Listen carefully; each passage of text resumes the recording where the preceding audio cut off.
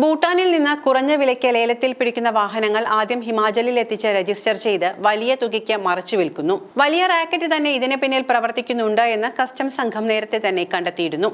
ഇതിനെ തുടർന്ന് ഭൂട്ടാനിൽ നിന്ന് ഇന്ത്യയിലേക്ക് കടത്തിയ വാഹനങ്ങൾ കേന്ദ്രീകരിച്ച് അന്വേഷണം നടക്കുന്നു. ഈ കുരുക്കിൽ പല ഉന്നതരും കുടുങ്ങുമെന്ന് ആദ്യമേ അന്വേഷണ സംഘത്തിന് ഉറപ്പായിരുന്നു. ഊഹം തെറ്റിയില്ല. ഭൂട്ടാനിൽ നിന്ന് ആഡംബര കാറുകൾ ഉൾപ്പെടെ വാഹനങ്ങൾ നികുതിയിൽ അടയ്ക്കാതെ ഇന്ത്യയിലെത്തിച്ച് വിറ്റെന്ന കേസിൽ സംസ്ഥാനത്ത് കസ്റ്റംസ് നടത്തിയ മിന്നൽ പരിശോധനയിൽ സിനിമാ താരങ്ങളും കുടുങ്ങി. നടന്മാരായ പൃഥ്വിരാജ്, ദുൽഖർ സൽമാൻ, അമിത് ചക്കാലക്കൽ തുടങ്ങിയവരുടെ വസതികളിലടക്കമായിരുന്നു പരിശോധന. ഇടനിലക്കാരിൽ നിന്നും സെക്കൻഡ് ഹാൻഡ് ഷോറൂമുകളിൽ നിന്നും വാങ്ങിയ വാഹനങ്ങളാണ് താരങ്ങളെ കുടുക്കിയത്. 1 ലക്ഷത്തിന്റെ സാധനം കൈമറിഞ്ഞ് വിൽപ്പന നടത്തുന്നത് 80 ലക്ഷത്തിന്.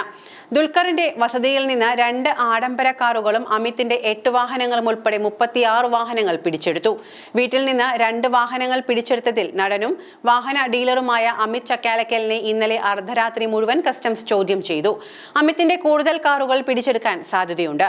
ദുൽഖർ സൽമാന്റെ കാറുകൾ പിടിച്ചെടുത്തതിന് പുറമെ കൂടുതൽ വാഹനങ്ങൾ ഉണ്ടെങ്കിൽ ഹാജരാക്കണമെന്ന് അറിയിച്ച് സമൻസും നൽകി. ഭൂട്ടാനി ഭാഷയിൽ നങ്കൂർ എന്നാൽ വാഹനമെന്നാണ് അർത്ഥം. ഭൂട്ടാൻ പട്ടാളം ഉപേക്ഷിച്ചതും വിന്റേജ് വിഭാഗത്തിൽപ്പെട്ടതുമായ വാഹനങ്ങൾ കടത്തിക്കൊണ്ടുവന്ന് വിൽക്കുന്ന സംഘത്തെ പൂട്ടുകയായിരുന്നു ലക്ഷ്യം.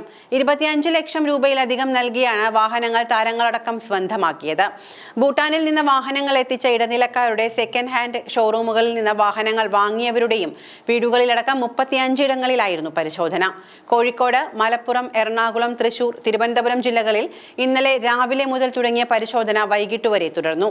കോയമ്പത്തൂർ വാഹനക്കടത്ത് സംഘം മുഖേന എത്തിച്ച 150 മുതൽ 200 വരെ വാഹനങ്ങൾ അനധികൃതമായി ഹിമാചൽ പ്രദേശിൽ രജിസ്റ്റർ ചെയ്ത് കേരളത്തിൽ എത്തിച്ചു എന്നായിരുന്നു കസ്റ്റംസിനു ലഭിച്ച വിവരം.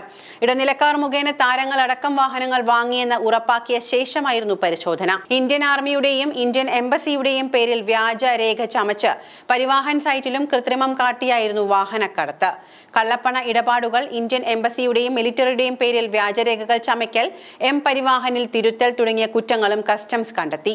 വിവരങ്ങൾ കേന്ദ്ര അന്വേഷണ ഏജൻസികൾക്ക് കൈമാറുമെന്ന് കസ്റ്റംസ് പ്രിവന്റീവ് വിഭാഗം കമ്മീഷണർ പറഞ്ഞു. കോഴിക്കോട്, മലപ്പുറം ജില്ലകളിൽ 7 ഇടങ്ങളിൽ നിന്നായി 11 വാഹനങ്ങൾ കസ്റ്റഡിയിലെടുത്തിട്ടുണ്ട്.